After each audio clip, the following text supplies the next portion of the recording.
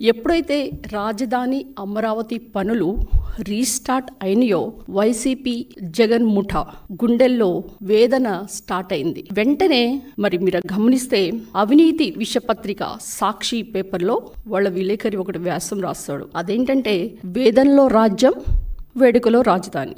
అసలు వేదనలో ఉంది ఎవరు? అశేష ప్రజానికం, నాయకులు, ఎన్డీఏ కూటమి ప్రజలందరూ కూడా తరలి వచ్చి పీఎం మోడీ చేతుల మీదుగా మరి అమరావతి పునర్నిర్మాణ ప్రారంభం అయితే మరి ప్రజలందరూ ఎంతో సంతోషంగా ఉంటే గత ప్రభుత్వంలో మీరు గమనిస్తే కేసులు, ధన ప్రాణ నష్టాలు, ప్రజలు బిక్కుబిక్కుమంటూ బ్రతికిన రోజులు. మీరు ఒకసారి అసెంబ్లీ రికార్డ్స్ గమనిస్తే అప్పటి సీఎం జగన్మోహన్ రెడ్డి గారు ఏమన్నారు? నేను మాట తప్పను, మడమ తిప్పను, విశ్వసనీయతలు, విలువలు మా ప్రభుత్వానికి పెద్ద పెట్టు అని చెప్పే ఆయన అమరావతి మీద 30,000 ఎకరాలు కావాలని చెప్పి మరి ఆయన మాట తప్పాడా?